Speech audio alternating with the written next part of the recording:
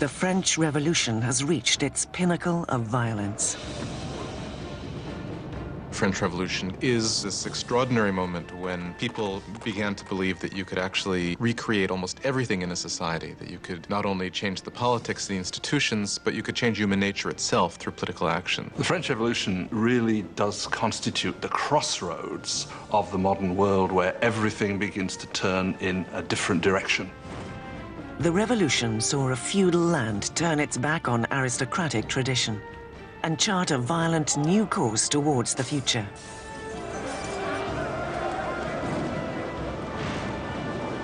It would shake the very foundations of Europe, and its impact would be felt across the world. The French Revolution is the most important event in Western history. There are developments that can rival it, like the Industrial Revolution, like capitalism, but if you mean an event, I can't think of anything more important. It was the revolution that upset things the most. I mean, again, when you consider that it got rid of the Catholic Church, it got rid of Christianity, it got rid of the nobility, it got rid of the king, it got rid of all these things. The French Revolution would bring bread to the poor, democracy to France, and would establish a whole new order of society. But progress would come at a price. It was really a moment of extraordinary hope, extraordinary ambition, and then it turned into this most horrific tragedy.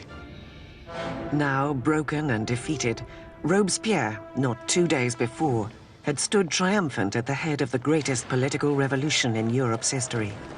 So true to its ideals, he was called the Incorruptible. So powerful, his slightest utterance could cloak an entire city in fear.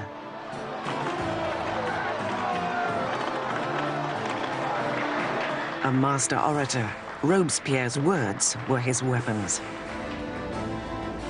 Now, silenced by a bullet to the jaw, he awaits the same swift and brutal end that he has ordained for so many others. The French Revolution is about to devour its chief architect.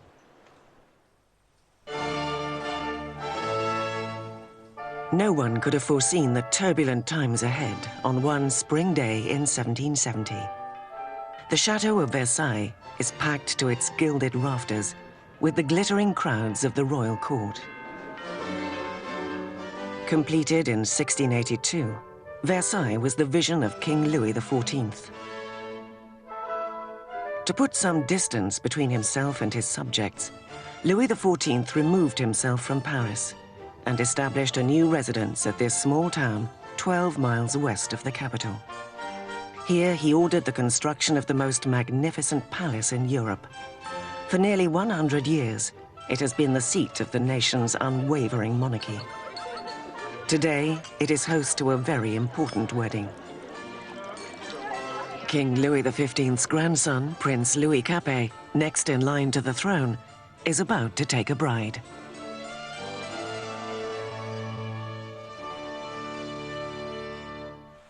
Just 15 years old on the eve of his wedding, Louis Capet is bashful and hesitant, with few of the characteristics expected of a future king. Louis was this pudgy, shy, painfully inadequate 15-year-old with absolutely no social graces at all. Louis XV's mistress, Madame du Barry, called him a fat, ill-bred boy. Basically, he was just a schlub. It was very hard for Louis to come to decisions. He dithered incessantly. He was always ready to be persuaded by the last person he had talked to. Again, those are usually not considered good leadership qualities. Louis's marriage is a political union between Austria's royal family, the Habsburgs, and his own, the Bourbons.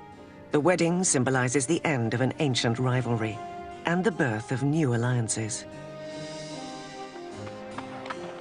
The young bride-to-be arrives in France, a wide-eyed and pretty 14-year-old girl, Marie Antoinette.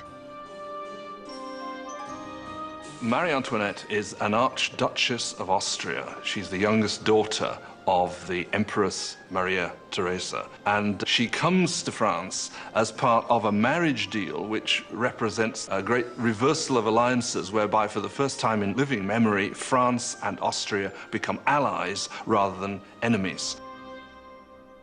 Marie Antoinette comes to France as a political gesture, but as a teenager, she has little interest in political affairs. Well, when Marie Antoinette came to Versailles, she was very young. She didn't know a great deal about the country she was coming to. She didn't know about the customs. She didn't know about the court. She was certainly a headstrong girl, a very lively girl, but she was still a girl. When Marie Antoinette comes to Versailles, she is just a teenager. She is 14 years old, blonde, with blue eyes. She is pretty. She likes being attractive to people, and she comes with the intention of winning over her husband and her new family. On the night of the wedding, there is an ominous storm. But inside, the grandeur of the ceremony lights up the palace as the newlyweds make their way to the royal bedroom. In a ceremony that symbolically ensures the conception of an heir, the king's courtiers are present as the awkward young couple is presented in the marriage bed for the first time. The crowd is delighted and expectations are high. But once the curtains are drawn, it's clear that an heir will not be so easily produced. Louis was not only not interested in ruling, Louis wasn't particularly interested in loving either, and he paid her no attention on the first nights or even further into their marriage. Many years will pass before the marriage is finally consummated. The lack of an heir will soon spark gossip across the kingdom that will plague the couple for years to come.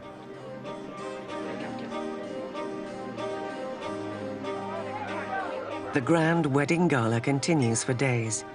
But outside Versailles, there is less cause for celebration. Years of neglect by a royal government have left the French people deprived and hungry. 7 years earlier, Louis XV had lost the 7 Years' War, in which Britain had relieved France of most of her North American colonies.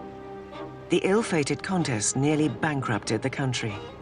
France's coffers were nearly empty, even though its population was growing bigger every day. With diseases like the plague a distant memory, fewer people were dying, but more and more were hungry.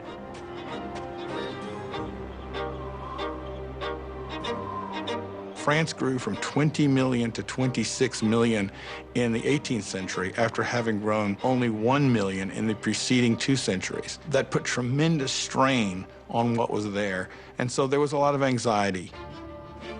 4 years after the royal wedding, Prince Louis's grandfather, Louis XV, loses his final battle with smallpox. The king dies defeated and unpopular and leaves behind a country on the brink of chaos.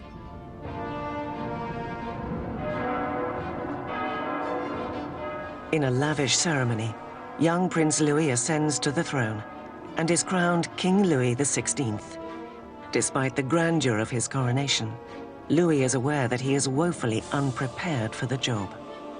Louis XVI, the moment his grandfather dies and it suddenly is clear that he's king, he doesn't know what to do. He feels as if the world is falling in upon him. So although he's been educated in the full expectation of becoming king, he doesn't feel ready for it. For a kingdom in crisis, Louis XVI is not the ideal pilot. The 20-year-old king prays, "Protect us, Lord, for we reign too young."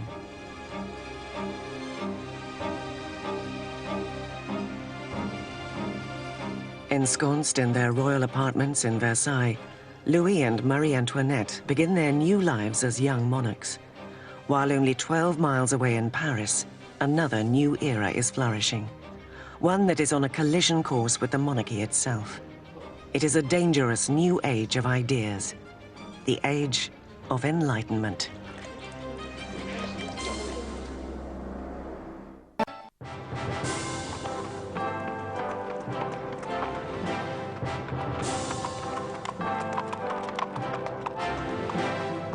As the royal carriage approaches the prestigious Louis le Grand College in Paris, the crowds gather for a glimpse of pomp and celebrity.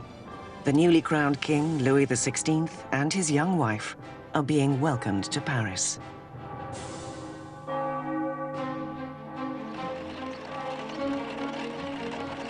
At the head of the welcome party is a promising young law student, Maximilien Robespierre. when Robespierre was a schoolboy, the king visited the college and Robespierre gave a Latin address to the king. So he actually spoke to Louis XVI when he was a teenager. As Robespierre respectfully delivers his Latin soliloquy, the king hardly notices the boy. But years later, their fates will again intertwine under very different circumstances.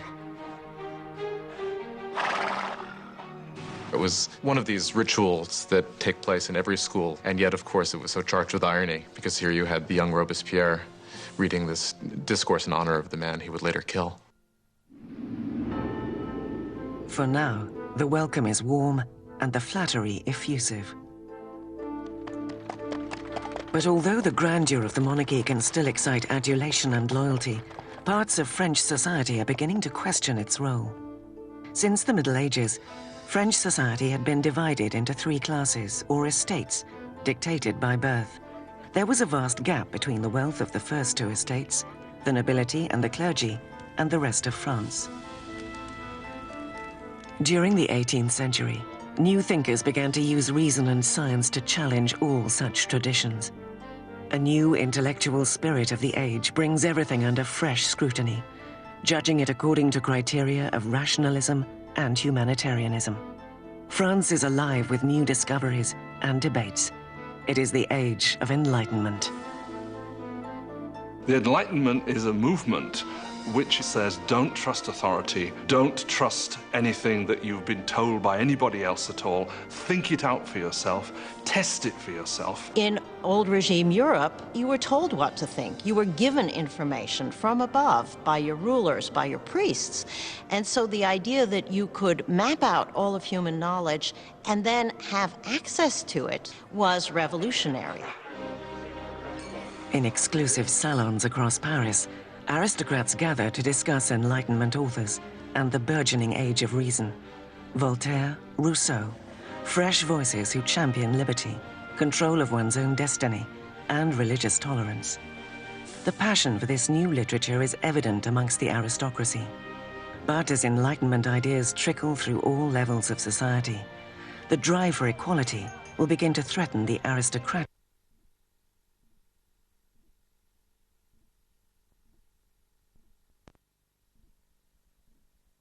What makes it dangerous is it means you will eventually question, why are aristocrats the ones with privilege? Can't we change the world to make it a better place? Isn't progress possible? All of that will eventually undermine the idea that monarchy is natural, aristocracy is natural, and hierarchy is natural. To see Enlightenment ideals in action, one has only to look across the Atlantic, where the Americans struggle for independence from France's nemesis, Great Britain. King Louis wants revenge for his grandfather's defeats and sees an opportunity in the American War of Independence. French military intervention costs the country 1,500 million livres, money raised from borrowing and taxing poverty-struck peasants. The enormous bill hastens an impending financial crisis. America bankrupts France, in effect, because the debt which the French monarchy incurs in order to fight the American War of Independence turns out to be absolutely crucial in the financial situation of the French monarchy, because the French monarchy cannot pay those debts. As Louis sends money and troops across the Atlantic, Marie Antoinette is busy incurring debts of her own. Life at Versailles is a never-ending cycle of archaic ritual and formality. There are ceremonies for the waking of the king and queen, for dressing, for dining, for retiring to bed. To keep herself amused amidst the drudgery of ritual, Marie presides over a parade of increasingly outrageous fashion. Marie was obsessed with fashion, especially these towering hairdos that were several feet high, that took hours and hours in the construction and fit all sorts of ornaments and fruits. And to many people, they seemed like an obscenity. They came to represent what was all that was wrong with her and with Versailles and that culture. Marie occupies herself with court gossip, gambling, and the staging of plays. As her expenses accumulate, Marie earns herself a nickname. Marie is given the name Madame Deficit as the country is in economic chaos, and she continues to spend as if nothing's happened on dresses and jewels and shoes, and she was the Imelda Marcos of her day. In the popular mind, there is perhaps one way in which Marie Antoinette can repay the debt. In the 7 years since their marriage, Louis and Marie have yet to produce a child. Marie was finding herself in an increasingly precarious position.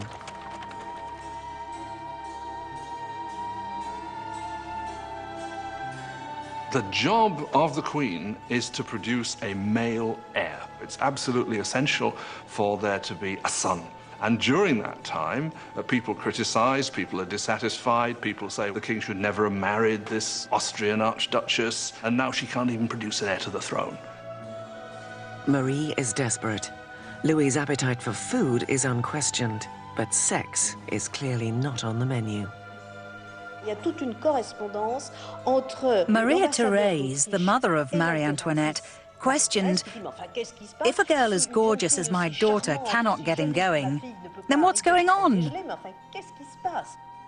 Louis XVI and his young wife were not able to conceive for 7 years. This cast a pall on the beginning of his reign, and because his hobby as a locksmith was well known, there were all sorts of salacious songs circulating to the effect that the locksmith was having a hard time finding the keyhole. Louis's apparent lack of virility is seen as symptomatic of a weak king. After years of frustration and mounting pressure, Louis is diagnosed with a treatable condition called phimosis. Louis had a deformity that made arousal extremely painful. Therefore, there was no consummation until there was a surgical procedure that could correct this. But he was scared to death to have it, and it took years for him to agree to have it. And when he finally did, voila. After a simple surgery, the couple is able to have their first child, Marie Therese. But there is no easy fix for the years of damage to Marie Antoinette's image. Since the early 1780s, libelles have circulated throughout the country. Pornographic satire of the king and queen. Obscene pamphlets mock Louis's impotence and portray Marie as a promiscuous harlot in a debauched and decadent court. The people's views on the monarchy are turning sour as the situation in the countryside worsens. There is a run of bad harvests, and attempts at deregulation only make things worse. As the cost of flour rises, there is a shortage of the very heart of the French diet, bread. But the hardships naturally stop at the gates of Versailles. As the court continue to live in extravagance, grievances are committed to paper. One charge is leveled directly at the royal court. "Do you know why there are so many needy people?" it cried. "It is because your luxurious existence devours in one day the substance of 1,000 men." The man behind this charge is the same young man who, only a few years earlier, had eulogized the royal couple after their coronation, Maximilien Robespierre. His voice is just one amongst a growing clamor for change, for equality, and for revolution. Is an oasis of extravagance, surrounded by a land in despair. And with an uncertain king at the helm, France is charting a course for disaster.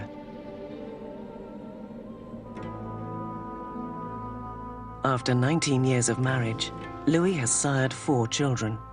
Yet as a king, he remains impotent. As the financial crisis escalates, all the king can do is hire and fire a succession of ministers, none of whom have the answers. By ancient privilege, the nobility and clergy are exempt from taxation. And so as taxes rise to cover the government's mounting debt repayments, the burden falls heavily upon the poorest. To add to their misery, freakish weather arrives to decimate the harvest. If ever God intervened to make a situation worse, the summer of 1788 and the spring of 1789 is a moment when that happens. By the summer of 1788, you already have a burgeoning political crisis, and it's developing against a background of very serious food shortage. For the people of France in 1788, bread is the essence of life itself. Most ordinary people in France ate at least 2 pounds a day of bread. Bread was all important. Its price was immediately felt by everyone. If the price doubled, you were in big trouble.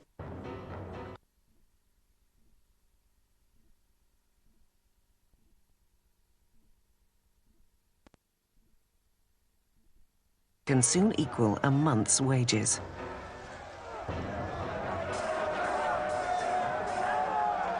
Hunger turns to rage. Bread riots break out across France.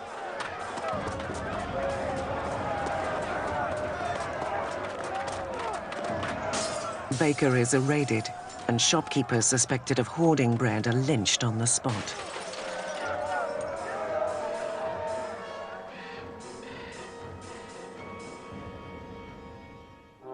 With the economy in shambles, Louis is forced to appoint Jacques Necker as his finance minister.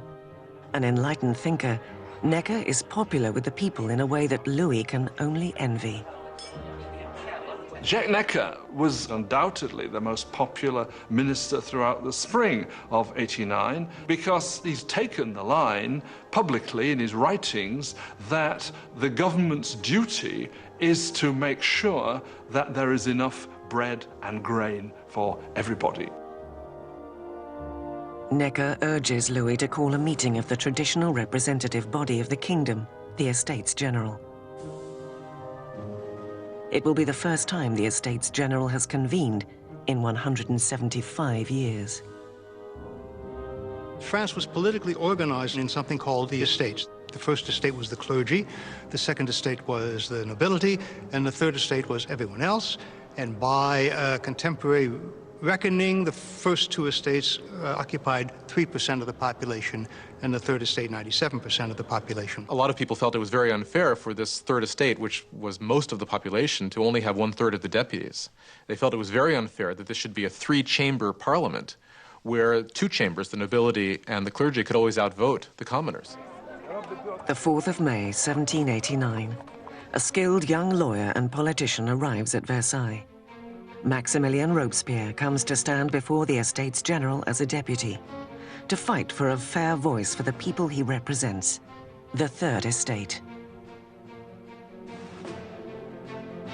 An orphan from the provinces, Robespierre had risen to academic prominence on a prestigious scholarship, becoming an eloquent speaker, prim in appearance, with never a hair nor a phrase out of place. Returning home to the town of Arras, the Enlightenment ideas he had absorbed as a student drove him to become a powerful advocate for the downtrodden. By the time he went back and started to practice as a lawyer, he was reading very widely in the Enlightenment. And Robespierre was someone who, when he was practicing law in Arras, tried to actually bring the ideas of the Enlightenment into the cases he was fighting. In the Estates General, Robespierre and his colleagues are determined to make the nobility and clergy pay taxes. Louis feels threatened by the growing radicalism of the Third Estate. After a 6-week standoff, the deputies arrive to find that they have been locked out. On June 20th, when the deputies come to their meeting and find the doors locked, they suspect a plot. They move next door to what we call a tennis court, which was really a handball court, and gather together and swear they will not stop meeting until they have a new constitution. The deputies have declared themselves to be the National Assembly, the true representatives of the people of France. The tennis court oath is one of these great symbolic moments in the history of the French Revolution. You had these people assembled in this great open space of the tennis court, raising their arms in this sort of quasi-Roman salute. And for the National Assembly, this was a moment when they realized something of their power and their dignity and saw that they really could defy France's king. In one revolutionary stand of defiance, the National Assembly is born. It will be a parliamentary body enacting the people's will and addressing their grievances. But grabbing power from the king would not be so easy as signing a simple proclamation. All of these early victories that take place at Versailles are largely paper victories, and they have no teeth to back them up. And the fear that takes over the deputies at Versailles as we approach mid-July, is that the king is gathering his forces to disperse them, to overthrow them. By July, 30,000 royal troops are taking position around Paris. To defend themselves, the people form a national guard. Les Invalides, the military hospital, is raided, and 28,000 muskets distributed. The only thing missing is gunpowder, but the people know just where to get it.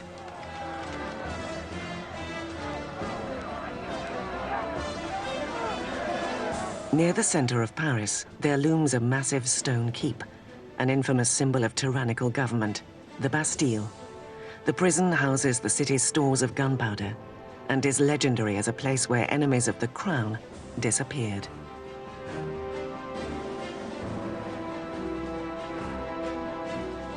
The Bastille had been the great symbol of royal despotism, the great symbol of the kings of France running beyond the just limits of their own power, a symbol of horror for the people of France. Amidst the rioting, news spreads that Louis has sacked his finance minister, the people's beloved Jacques Necker. The court holds him responsible for the revolt of the Third Estate. To the people of Paris, it appears their enemies at court are striking back. On the 14th of July, crowds band together, identifying themselves with a rosette, red and blue for the colors of Paris, separated by white, the color of the House of Bourbon. The tricolor is born. From the feverish crowd, a voice cries out, "To the Bastille!" Attacking the Bastille means that the people of Paris are saying, you cannot get rid of the new National Assembly. The people are acting, they're arming themselves, and they're basically saying, we take the side of the revolution. The governor of the Bastille, the Marquis de Launay, tries to secure the prison when he learns of the approaching mob. He mounts a hopeless defense with only 32 guards. The marauders storm the fortress and tear into the soldiers with knives and pikes. Finally, Governor de Launay surrenders, but the enraged mob engulfs him, dragging him into the streets. The jeering horde kicks and stabs at him until his pleas for death are answered. Before the end of the day, the mayor of Paris will meet a similar fate. A revolutionary tradition is born. De Launay's severed head is paraded on a pike to the delight of the crowd. Word of the bloody revolt quickly reaches the deputies at the National Assembly. The deputies in the National Assembly do not immediately condemn this act of violence. In fact, they accept it. And it was this acceptance of popular violence that, in some people's view, created a pattern that was to have catastrophic consequences for the unfolding of the revolution. With the smoke still clearing over the Bastille, Louis XVI returns from a hunting trip. In his diary, under the date 14th of July, 1789, he writes, "Nothing," a reference to his unsuccessful hunt. Then an aide brings news of the fall of the Bastille. "Is it a revolt?" asks the king. "No, sire," he is answered. "It is a revolution." The victory at the Bastille marks a crucial moment in French history. The people had defied their king and won. There would be no turning back. As a symbol of the defeat of oppression, the people dig with their bare hands and tear apart the Bastille brick by brick. They are beginning to dismantle the past itself.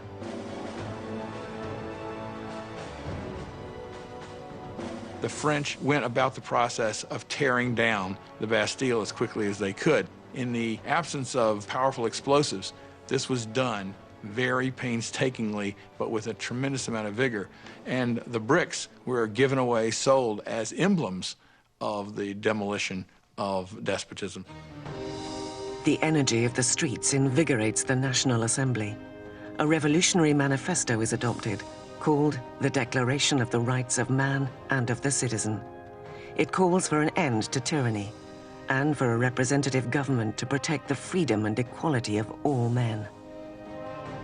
The Declaration of the Rights of Man was a declaration promulgated by the National Assembly, which said in its text that the sovereignty belongs to the people, it belongs to the nation. The king is nowhere mentioned in this document. Therefore, by issuing this document, the Assembly was effectively seizing power for itself.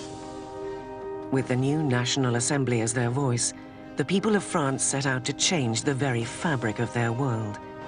They demand a constitutional monarchy, equal rights for all men, and justice under reasonable laws. Robespierre demands increased freedom for the press, which had been muzzled under the old regime.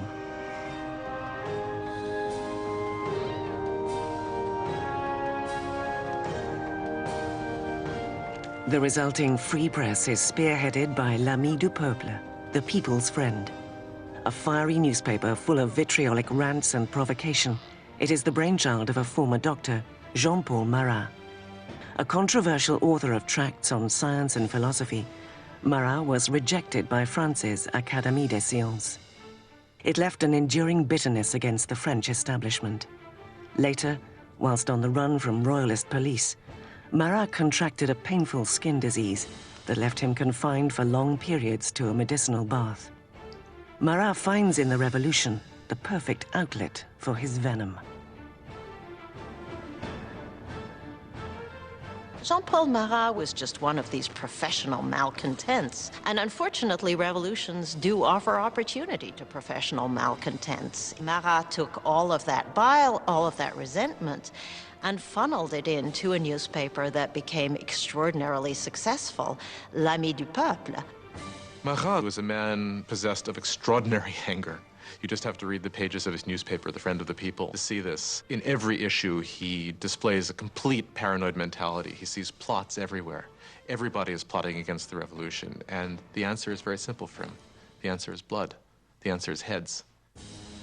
Marat loathes the monarchy's extravagance amidst the poverty gripping France, and needs only the slightest rumor to lambast the king and queen in his newspaper. On the 2nd of October, 1789, his anger boils over.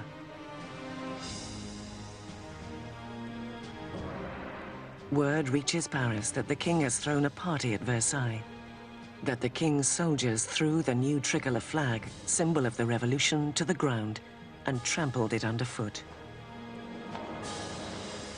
Marat is enraged. He reports the insult in his paper, just as a new threat breaks. The king has again ordered troops to move into position around Paris. With victory at the Bastille still fresh in their minds, Marat frantically urges the people of Paris to take action again. It's time to open your eyes, he tells them. Shake yourselves out of your torpor. Wake up. Once more, wake up. The 5th of October. Dawn breaks to the furious ringing of bells. Women gather to protest against the shortage of bread. And now fear of the approaching troops mixes with fury at the news of the king's offensive party. Soon thousands are marching to Versailles, pikes in hand. The women are taking their grievances to the king. The core of the crowd was made up of the famous poissardes, the fearsome fish ladies of the central markets, who were known for their brawny build and their fearlessness. They were equipped with large knives for scaling fish. They were hugely muscular because they carted boxes. You didn't want to tangle with these ladies. These are women of the poor quarters. These are poor women which are affected by the increased price of bread, by the scarcity of products, who suddenly begin to realize that they must act. It is quite extraordinary how these ordinary women, probably most of them couldn't even write their name, suddenly act as the protagonists of the historical process. At the palace, word of the approaching crowd of angry women reaches the Queen's chambers. Legend has it that it is at this moment that Marie Antoinette utters the most famous line she never said. Marie Antoinette did not say, "Let them eat cake." That is a myth. Marie Antoinette, unfortunately, probably never even noticed the poor people of her country long enough to make such a statement. As the mob of women gather outside the gates, Louis understands the revolution can no longer be ignored. It is being brought to his front door. He agrees to sign the Declaration of the Rights of Man, but the crowd continues to grow throughout the night. By morning, 20,000 people are camped outside the palace. To close the centuries of distance between the king and his subjects, the angry mass demands that the king and queen move to Paris. Typically, Louis prevaricates. His hesitation would provoke a fury in the crowd and put the lives of the royal family in grave danger.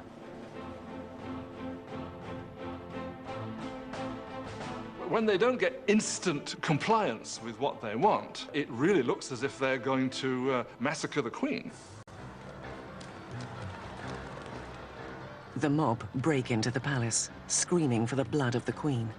They massacre guards, decapitate them, and stick their heads on pikes.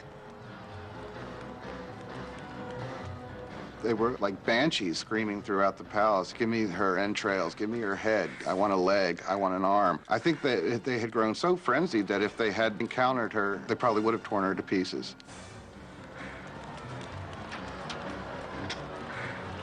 Terrified for her life, Marie Antoinette escapes to Louis's apartments, only moments before the women break into her chambers and tear her bed to shreds.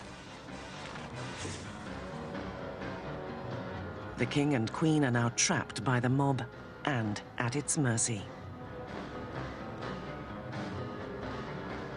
The only way the women can be pacified is for the royal family to agree to go to Paris, because once they're there in Paris, then they can ultimately be made to do what the people of Paris want.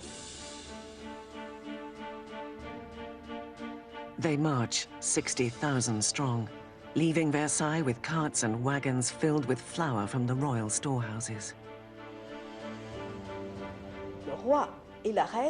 The king and the queen were forced to go to Paris with the heads of their guards who had been massacred in the chateau.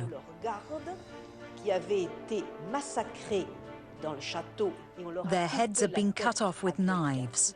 This was a moment of completely unbridled violence.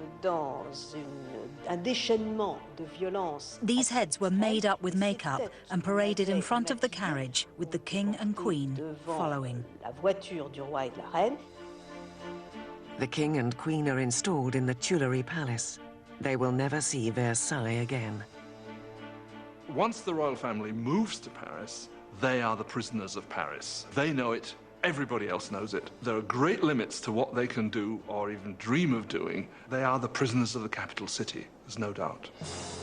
Versailles is abandoned, and the assembly moves to Paris. Ultimate power now seems to rest with the Paris mob. France will have a new democracy, new laws, and a new terrifying symbol of the revolution will make its first appearance: the guillotine.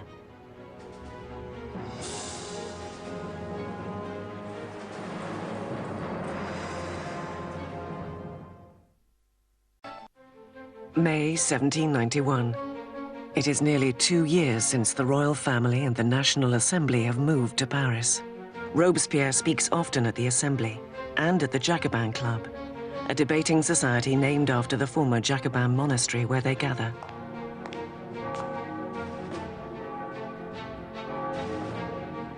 Words take on a new power in the revolution, and Robespierre speaks with an unfailing moral compass. He is an impassioned advocate for the people of France. He soon earns the nickname, the Incorruptible. France is now a constitutional monarchy, and the king forced to share power with the revolutionaries in the Assembly. But it seems Louis's share is growing smaller by the day, as he is forced to sign law after law, diminishing his own power, and that of the other emblem of feudal France, the Catholic Church. Louis decides the time has come to leave France and mount a campaign to reclaim his kingdom. Louis had decided by 1791 that he needed to regain control of his country, and he knew he could only do that with the help of a foreign army. So the idea was to make a break from the Tuileries Palace and to head for the nearest border. The 21st of June, 1791. The king and queen disguise themselves as servants and, under cover of darkness, slip out from under the watchful eye of Paris.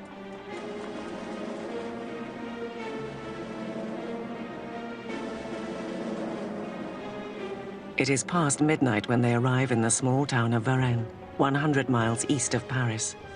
They are close to the border of Austria, safety just a few miles away. But they are about to run out of luck.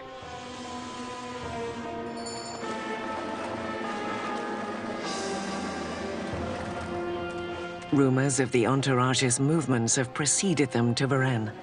A town official stops the carriage and asks for their passports.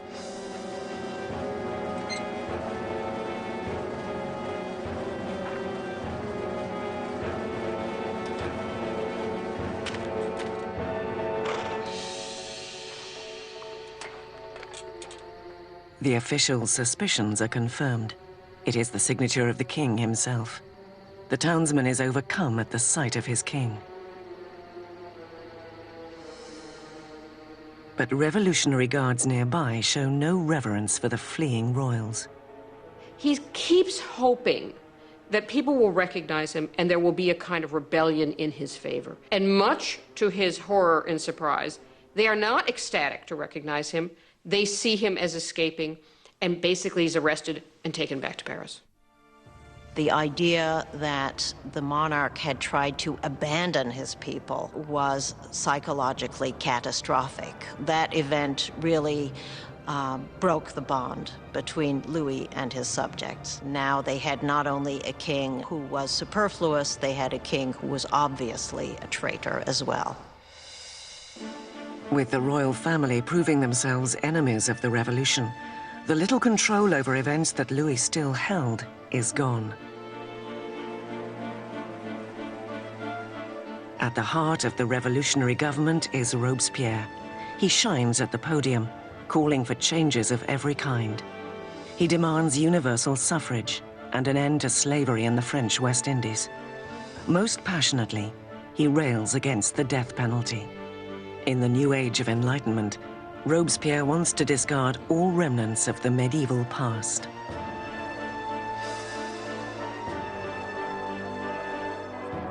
France had inherited a macabre repertoire of execution methods from its medieval past.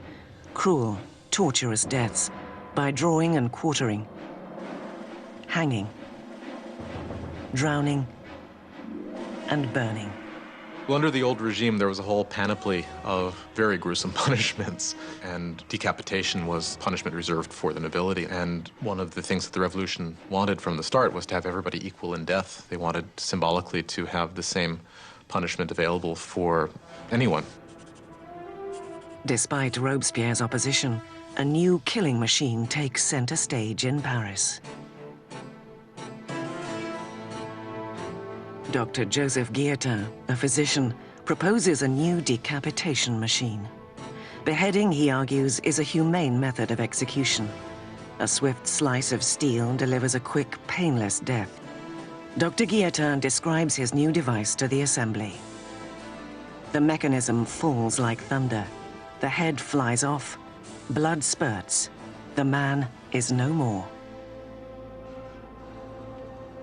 Always a supporter of bloodshed, the journalist Marat prints an enthusiastic rant in his paper, announcing the device's new name, guillotine. It will soon earn another nickname, the National Razor.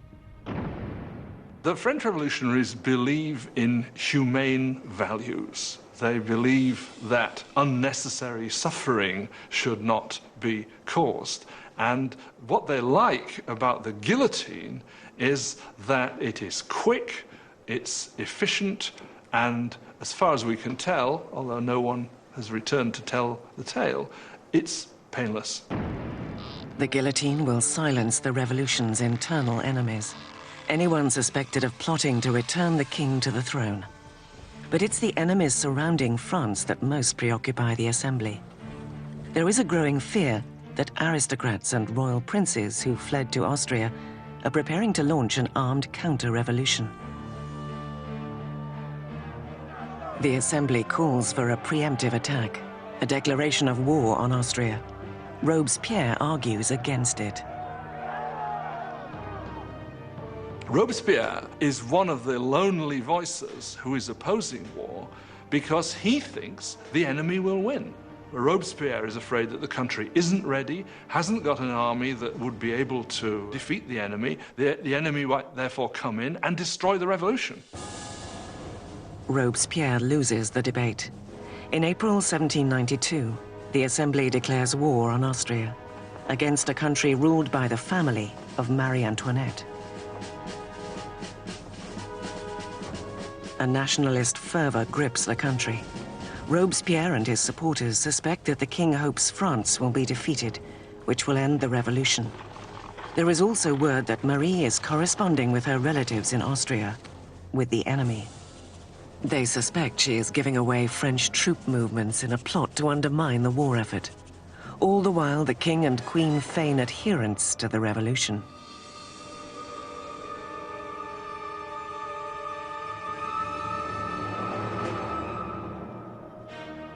Louis and Marie Antoinette are playing a double game. They are seeming to go along with the revolution many times, at the same time as they are conspiring against it. They are trying to survive. If you want to be generous, they're survivors. But if you want to be, look at it from the revolutionary point of view, is they're liars. With the French army already suffering setbacks on the border, word reaches Paris that Austria's ally Prussia has joined the invasion. Their troops are mobilized under the command of the Duke of Brunswick. The atmosphere in the city is tense. Paris is a tinderbox.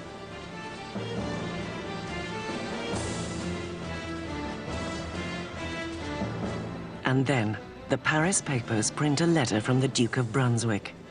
In it, he threatens to destroy Paris if any harm comes to their royal majesties, the King and Queen. The threat backfires massively. The 10th of August, 1792. Thousands of armed citizens, fueled by indignant rage at Brunswick's threats, head to the Tuileries Palace and descend upon the king's elite Swiss guards in a savage attack. More than 800 from both sides are killed. The king finds sanctuary within the National Assembly debating chamber, where a vote will later suspend the monarchy. The French Republic is born.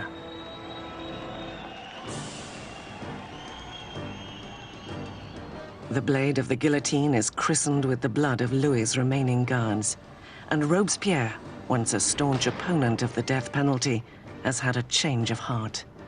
The birth of the new republic can only begin with the death of a king.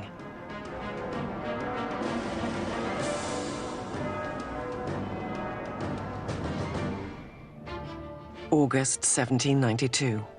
With the king deposed and imprisoned, Robespierre and his Jacobins are locked in a battle with the moderates of the Assembly, the Girondins, for control of the national government. But on the streets of Paris, there is a new radicalism. It is led by the artisans and working men of Paris, recognizable by their long trousers, in contrast to the knee breeches or culottes worn by the aristocracy. They call themselves the sans-culottes, those without knee breeches. The sans-culottes considered themselves the true people of France. They were not the poorest of the poor. They tended to be fairly well-off artisans, shopkeepers, people like that. But they were people who at least claimed to work with their hands. Not wearing the breeches, not wearing the culotte for the sans-culotte was simply symbolism of being not an aristocrat, being an ordinary man of the people. The sans-culottes seize control of Paris's city government, while the Jacobins and Girondins steer the country from the Assembly, now reformed as the National Convention. They are struggling with the command of the beleaguered French army, which is swiftly losing ground to Austria and Prussia.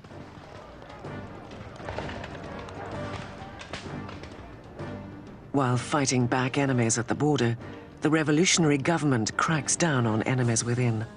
Royalist traitors who might deliver Paris into the hands of the invaders. More than 1,000 people are arrested and herded into prison. Priests, journalists, ordinary men and women. Robespierre concentrates on the internal crisis. But his ally, the Minister of Justice, Georges Danton, motivates men, young and old, to join the war on the frontier. He is gregarious and flamboyant, everything that Robespierre is not. Soon, Danton's name is heard throughout Paris. Danton is a bigger-than-life character, a man full of life, full of bombast, a tremendous drinker and debaucherer who, though he's from the educated classes himself, is a guy who, unlike Robespierre, can physically identify with the working people in a way that Robespierre simply cannot. As the Prussians close in, Danton's fiery rhetoric mobilizes the people, inspiring many to enlist.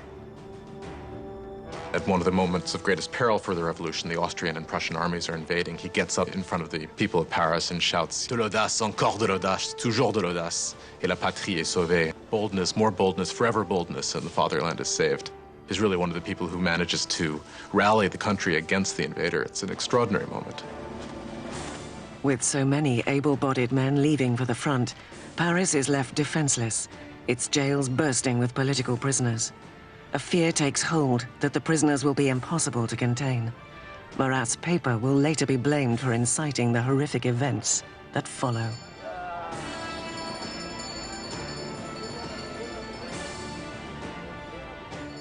The foreign armies were advancing on Paris.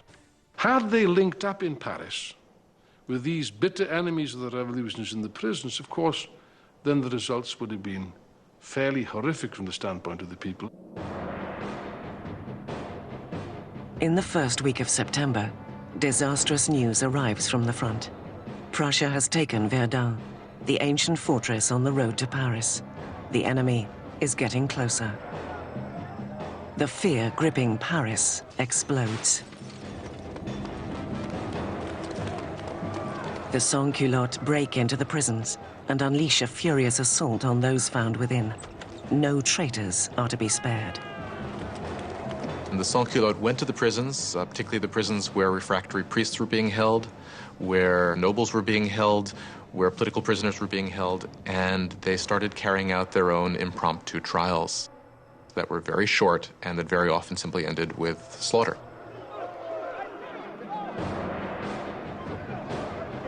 Women are raped or mutilated, priests disemboweled, aristocrats hacked to pieces. More than 1,600 people are slaughtered in just a few days. When word of the September massacres spreads throughout Europe, there is widespread revulsion.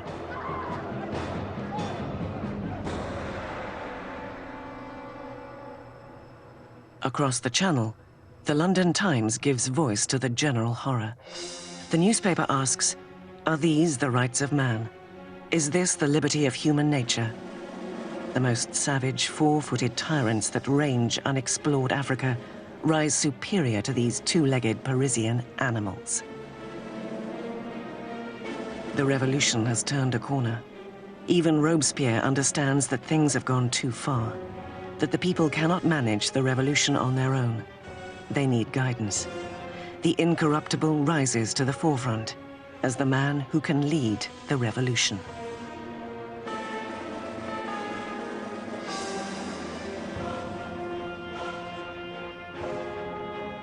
There was a time when Robespierre had pushed for a constitutional monarchy. He now believes the king is too potent a symbol to the enemies of the revolution.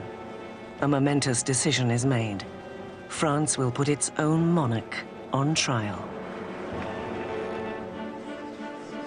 With the verdict a foregone conclusion, the only debate left is punishment. The moderates, led by the Girondins, call for sparing his life, which isolates them in the convention. The Girondins really crystallized as a faction in the convention over the debate over the king, because they, while they certainly wanted a republic, they were less sure that the king should actually have to die. But the debate is dominated by the Jacobins, who call for blood. Why did the Jacobins want to kill the king? I think they wanted to kill the king because, as Robespierre brilliantly said, you have to kill the king so the revolution can live. If the king is right, then the revolution is wrong. In any system there had ever been, there's only one penalty for treason, and that is death. So in this sense, if the king is guilty of betraying the country in a time of war, then the argument is that he must suffer the death of a traitor. On the 20th of January, 1793, Louis XVI is declared guilty. The sentence is death.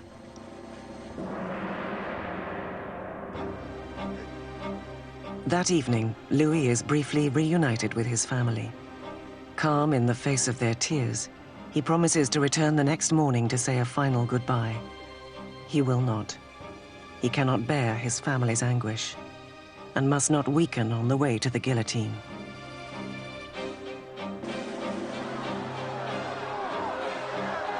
In the morning, a closed carriage brings Louis to the scaffold, and he calmly makes his way to the blade.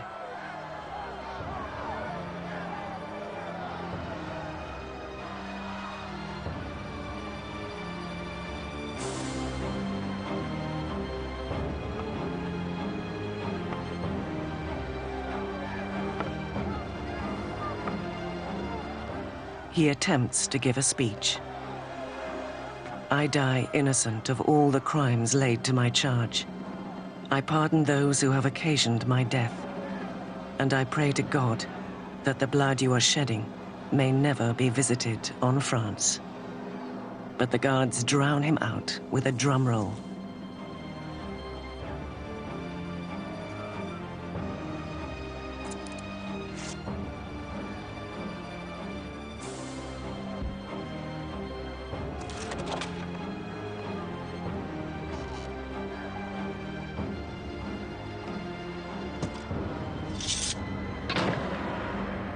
At 10:22 a.m., the king is no more. In the temple prison, Marie Antoinette hears the cannons fire, announcing the death of her husband. She collapses in despair. The king is dead, the Jacobins victorious. But soon the enemies of the revolution would claim a victory of their own. Their target is the most extreme of the Jacobin spokesmen, Jean-Paul Marat.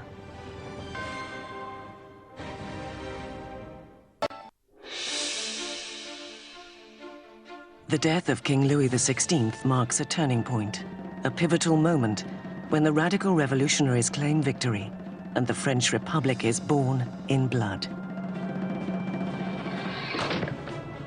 By the end of 1792, the radical Jacobin faction, believing the young revolution to be threatened by traitors and foreign intervention, are resorting to more and more violent means. But the Girondins, representing a more moderate brand of republicanism, want to curb the violence for fear it will lead to civil war. Their most vocal opponent, Jean-Paul Marat, strikes back at the Girondins with furious tirades in his newspaper, naming those he believes are plotting against the revolution. He had once called for the execution of 200 people. Now, he wants 200,000 heads to roll. When you look at Marat's journalism, it's got one basic principle, which is be more extreme than anybody else and call for people to be killed. If you look at Marat's journalism all the time, he's saying, if only we chopped off a few heads, then things will be all right. And when things aren't all right, if only you chop off a few more heads, things will be all right. Suddenly, people in Paris begin to massacre people. And Marat is the first to claim credit for that. But this extremism hasn't taken hold everywhere. In the provinces, many are outraged at the brutality of the Jacobins and call for an end to the bloodletting.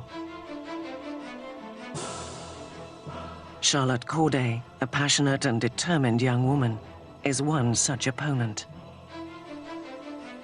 Charlotte Corday is an average person in the city of Caen. She's appalled by the killing that's going on there, and she, perhaps rightly, considers Marat one of the chief authors of that. He's been instrumental on the radical side of the revolution. His Ami de Peuple is still calling for heads. The 13th of July, 1793, Charlotte Corday arrives in Paris. She knows that the friend of the people has an open-door policy at his home, where he can be found at nearly any hour, soaking in his medicinal bath. Corday arrives, claiming she has a list of traitors, people who are collaborating with foreign armies to end the revolution. Marat asks Corday for the list, promising that the traitors will be guillotined the next day. Having given him that, she then produces a poignard, a little stiletto, and stabs him in the chest.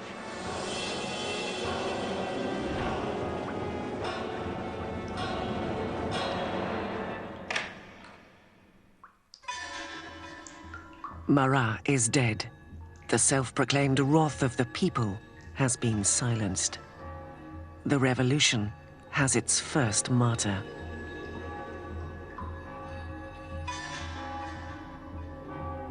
When the revolution turns bloodthirsty, it's very easy to say it was his fault. And that, of course, is what those who hated him or feared him did say, and that's one of the reasons why Charlotte Corday actually murders him in 1793, because she regards him as responsible for many of the bloody atrocities that have actually occurred. Corday makes no attempt to escape. At her trial, she is unrepentant and proud. When the prosecutor demands to know what she had hoped to achieve, she answers, peace. Now that he is dead, peace will return to my country. Corday is guillotined 4 days after Marat's death. Her dream of peace dies with her. She has killed the man, but created a legend. Marat's death is most famously depicted by the painter David.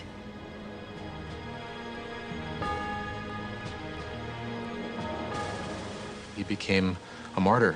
He became a kind of almost religious figure. You had people offering up prayers that went, "Heart of Jesus, heart of Marat." You had these scenes at his funeral where the bathtub in which he was murdered was sort of put up on the altar, almost as if it was a kind of crucifix.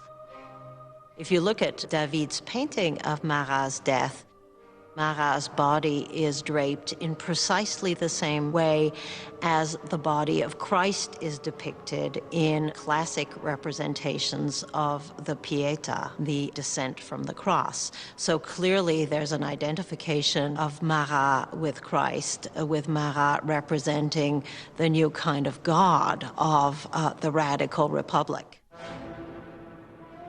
Robespierre is envious of the adoration lavished upon Marat, but ever the pragmatist, he turns his attention to pressing matters at hand. Although Marat is dead, there are still others calling for blood, royal blood. The Conciergerie, death's antechamber. 8 months after the execution of her husband, and just days after the killing of Charlotte Corday, Marie Antoinette is jailed here, in a small, dark cell, alone.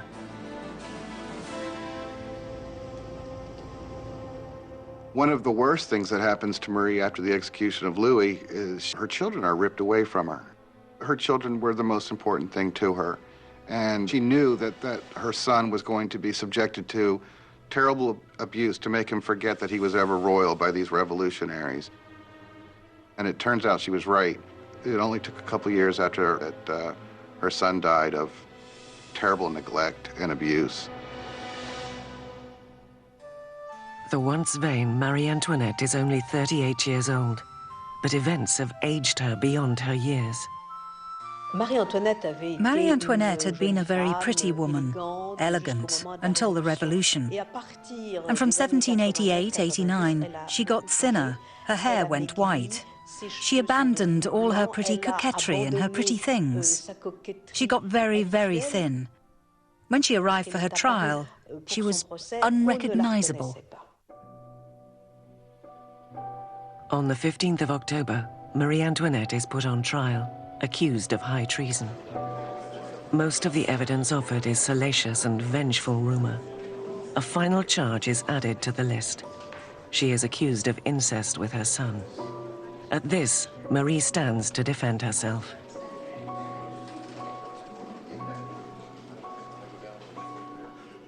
I appeal to the conscience and feelings of every mother present to declare if there be one amongst you who does not shudder at the idea of such horrors. And at that moment, there was a change in the mood, because all the women felt that they were implicated, and they realized they had gone too far with these accusations. In a moment of public sympathy, Marie hopes she will be deported to Austria. But her hopes are dashed when the sentence is handed down. She is to meet the same fate as her husband. Marie Antoinette was, in a sense, doomed from the start. She was the symbol of this Austrian alliance that had proved disastrous for France. She was, along with her husband, a laughingstock because of the apparent sexual failure of their marriage. And she was a symbol of court culture at a time when people were coming to see the court culture itself as something completely corrupt and terrible for the country. So for all of these reasons, she was hated like no queen of France had ever been hated before. She was loathed, she was reviled. From her cell, she writes a final letter, bidding farewell to her children and family, promising to be brave. Her long grey hair is cut in preparation for the blade.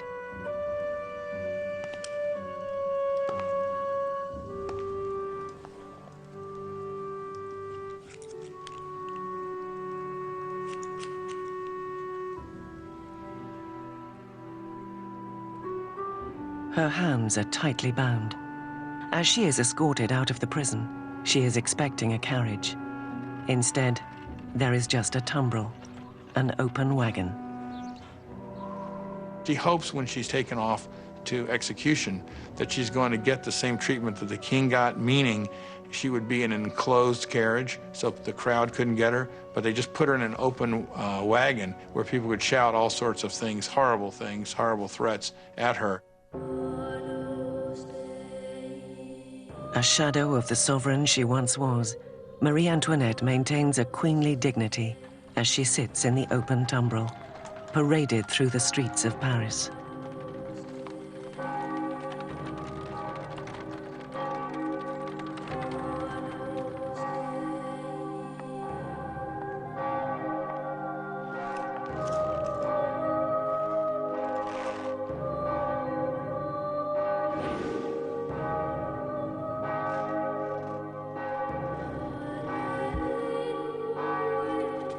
Her name and the charges against her are read out.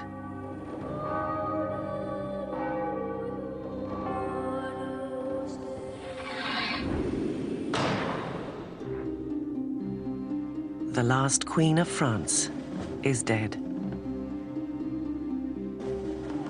2 weeks later, after countless more executions, a member of the National Convention notes the pointless waste of life, as one colleague after another falls victim to the guillotine. The revolution is like Saturn, devouring its own children, he says. Danton sniffs. Revolutions, my friend, cannot be made with rose water. The bloodshed has only just begun.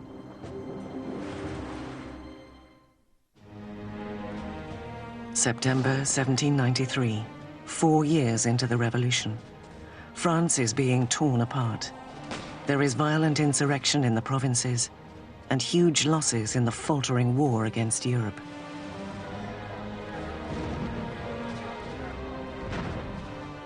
In a humiliating defeat, the British take the port city of Toulon. Europe is eating away at France's borders.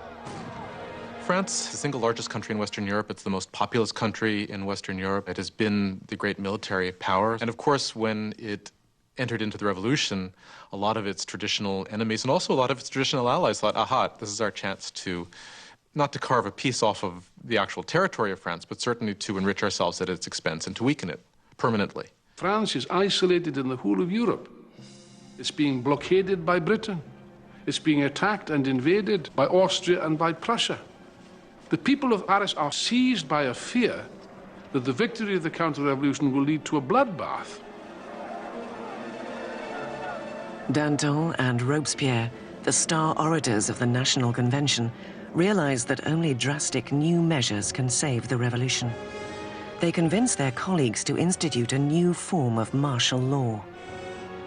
It is time for all Frenchmen to enjoy sacred equality, announces Danton to the convention. It is time to impose this equality by signal acts of justice upon traitors and conspirators. Make terror the order of the day. It is the founding moment of the revolution's most infamous episode. The terror will come to symbolize Jacobin extremism and the corruption of revolutionary ideals. To meet the emergency, the new constitution and the rights it guarantees are suspended. Police spies scatter throughout the country. Anyone suspected of counter-revolutionary activity is rounded up, quickly tried, and executed. The Reign of Terror was conceived as an emergency government. What they understood by terror was striking terror into the hearts of the enemies of the Republic, so that they would be either scared straight, as it were, or arrested and disposed of. The slightest suspicion can send anyone to the scaffold. Politicians who say a kind word of the extinguished monarchy, anyone who uses the formal monsieur or madame instead of the new form of address, citoyen, citizen. Informers are everywhere. Neighbors denounce neighbors. The incessant rolling of the tumbrils en route to the guillotine rattles through the streets of Paris. Execution is absolutely hanging over people's heads, in the sense that we know in Paris there are police spies, and there are quite a few police spies everywhere, standing in bread lines, listening to what the women are saying, and turning them in if they don't like what they hear. You could be turned in not just for complaining about the high price of bread, but you could be turned in supposedly even for not being enthusiastic enough about where things were going and the successes of the revolution. So just about anything that would stand out for commentary could get you into trouble. The convention sets up the Revolutionary Tribunal, streamlining the process by which traitors can be identified and sentenced. Power is centralized in a new 12-man council called the Committee of Public Safety. Ultimately, power had to be delegated to a smaller group, and that group became the Committee of Public Safety. Ultimately, it became 12 people who really ruled France as a kind of collective dictatorship.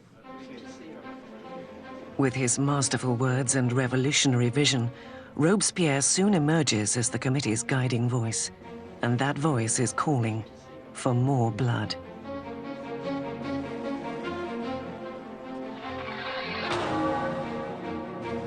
One of the paradoxes in Robespierre's political life is that he very early on is a passionate opponent of the death penalty. And of course, this is thrown back in his face later when he becomes an equally passionate proponent of terror and the guillotine.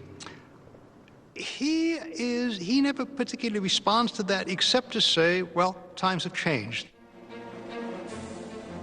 The revolution has hardened Robespierre. Once a fierce supporter of a free press, he now reinstates censorship. The Catholic Church, already mauled by the revolution, faces a new threat. Robespierre endorses one of the most radical revolutionaries, Jacques-René Hébert, as he proposes a program of de-Christianization. When the crisis of the war and internal rebellion is at its height, people begin to say the root of all the problem is priests, is religion. And what we've got to do, if we're ever going to be safe against the enemies of revolution, is destroy the power of the Catholic Church. Superstition, fanaticism, that's what religion's all about. And therefore, what we have to do is stamp out this whole thing entirely. Streets carrying the word saint are renamed. Religious icons are destroyed and replaced with tributes to the new saint, Marat. The church came to seem simply the enemy to the radical revolutionaries. Churches and cathedrals are simply stripped of their altars. Stained glass is smashed, statues are smashed. The wealth of the churches is simply carted off. Of course, for European opinion, this was something even more shocking than the death of the king.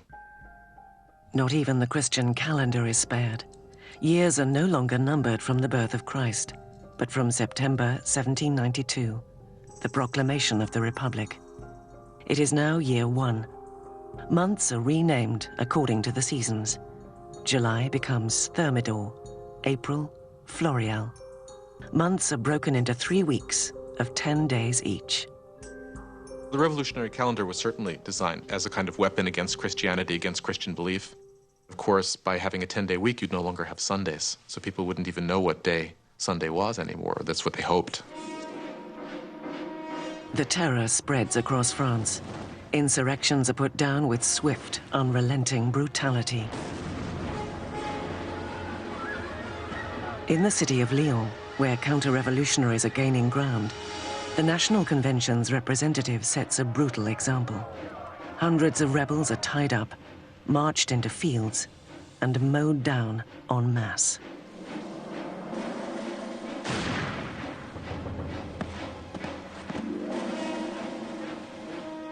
The Vendée region in the west of France has also become a counter-revolutionary stronghold.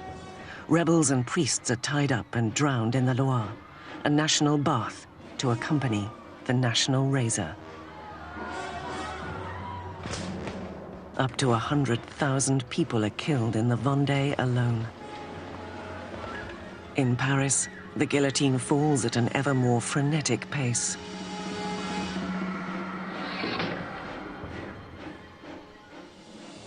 Now the French armies are beginning to win victories. With the help of a brilliant young commander named Napoleon Bonaparte, rebellious Toulon is recaptured and the Royal Navy forced to evacuate. The revolution is fighting back. Robespierre is at the height of his power. He had taken on the enemies of the revolution and ensured its success through terror. For a time, the terror was very effective as a means of getting the country together, getting the government together, and fighting what was, after all, a war on several fronts. On the Eastern Front and on the Northern Front against external enemies, also a civil war in the Vendée, which was the bloodiest of all, also a civil war against the supporters of the Gironde and other revolutionaries who had turned against the government in Paris. The terror has achieved its goals, but it does not stop, and it will not stop until it devours the very man who unleashed it, Maximilien Robespierre.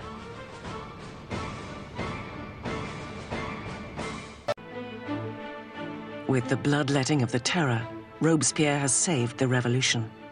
An invigorated army repels attacks at the border, and internal dissent has been all but quashed. But Robespierre has now set his sights on a loftier goal: to use more terror to create a new kind of society, a republic of virtue.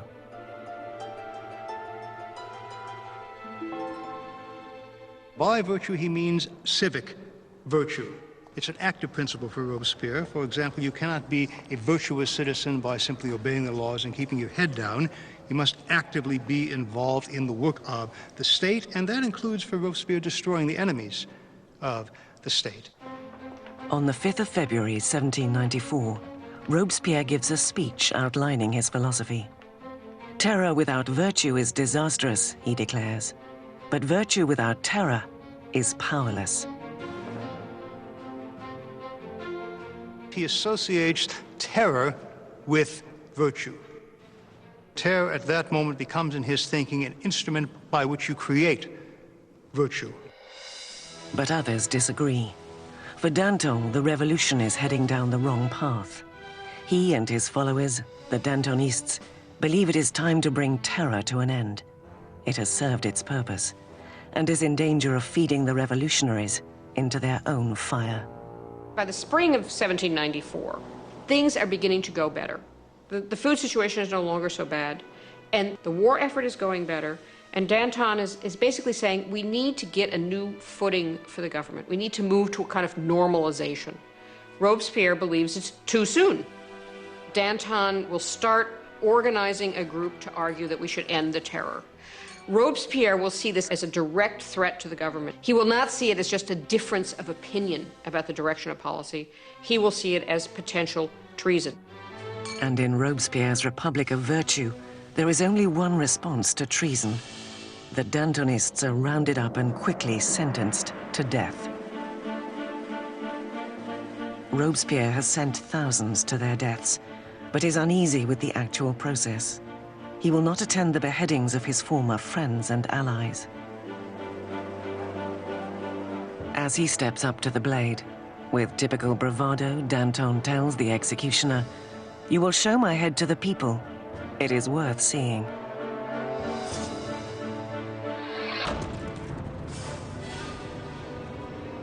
With the Dantonists out of the way, Robespierre launches France into an even bloodier, more horrifying new phase, the Great Terror.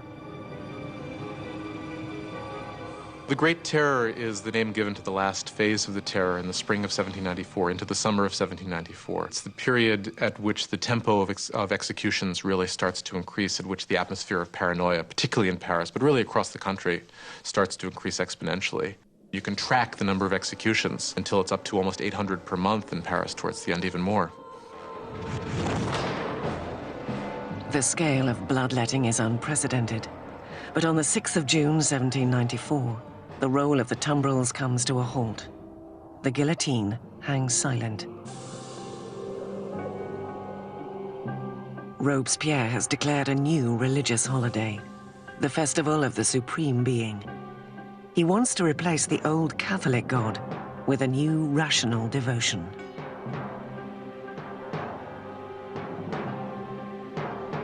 One thing about Robespierre is that he never supported these atheist policies. He believed that people needed a divinity to believe in. And he helped sponsor this cult that was called the Cult of the Supreme Being with this extraordinary tableau in Paris in, I believe it was June of 1794, which had choirs of people dressed in white singing. You had this kind of papier-mâché mountain that was built in the center of Paris.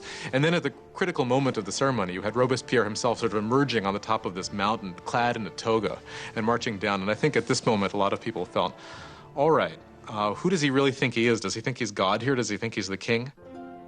With the Great Terror spiraling out of control, Robespierre's colleagues see the festival as his departure from the realm of reality. There are those who think that Robespierre really has reached so extreme and so unreasonable a position that he can't turn back, that his fanaticism has somehow overtaken him. And there are those who think he's just gone nuts. Once again, Robespierre's suspicions seem to focus on those closest to him. On the 26th of July, now the 8th of Thermidor, he appears at the convention and gives a 4-hour speech, insinuating that there are traitors in their midst. Robespierre makes a tactical error. He comes in and announces that he has a new list of enemies of the Republic, but he won't give the list. Therefore, everyone is afraid they might be on the list, and when he comes back the next day to give the list, he is arrested before he can speak. An unexpected chorus of voices shouts Robespierre down. He is stunned into silence. The convention orders the arrest of Robespierre and 4 of his supporters.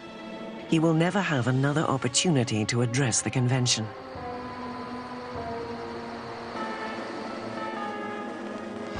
The following day, Robespierre is freed by his supporters, but immediately declared an outlaw and recaptured by the National Guard. In the process, one of Robespierre's allies throws himself out of a window. Another shoots himself on the spot. And Robespierre is found semi-conscious, with a bullet wound to the face, his jaw shattered from an apparent suicide attempt.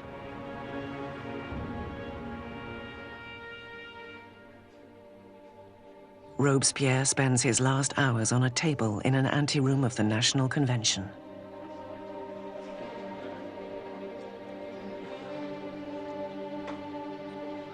As he is ridiculed and insulted by his former colleagues, Robespierre is unable to respond.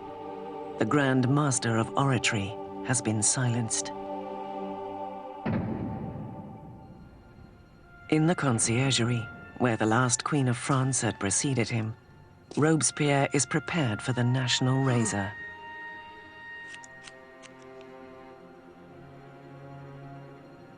The French Revolution, with its origins in noble hopes for liberty and equality, has become a monstrous exercise in political murder and civil war. At its head had been Robespierre, convinced that only terror and absolute ruthlessness could save the revolution from its many enemies.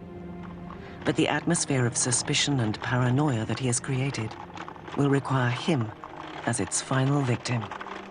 turns out that there is a great deal of enthusiasm for ending the terror. Nobody can figure out how to do it.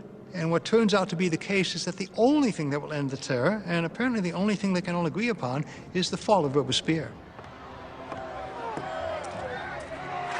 On the 27th of July, 1794, the guillotine comes down on the incorruptible, and the last blood of the terror is shed.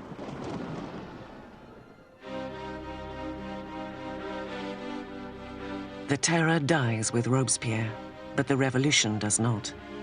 The rights of man, democracy, the new republic, the impact of these revolutionary achievements would far outlive any of the revolutionaries themselves. France would enter a period of uncertainty, frozen between fear of another terror or a return to the oppressive monarchy that preceded it. 5 stagnant years would pass before power once again consolidated in the hands of a single man, Napoleon Bonaparte.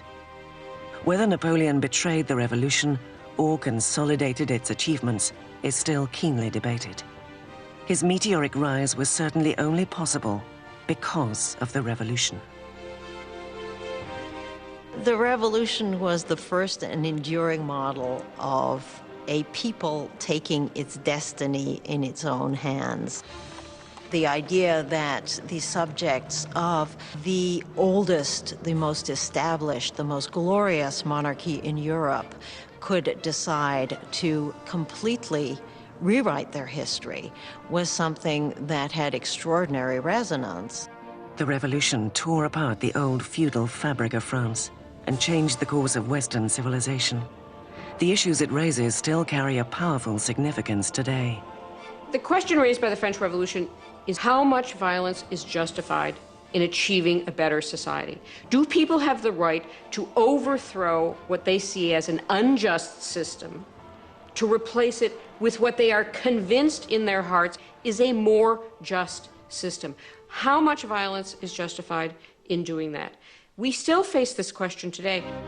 More than 200 years after the birth of the French Republic, the ghost of Robespierre hangs over revolutions from Russia to Vietnam, China to Latin America.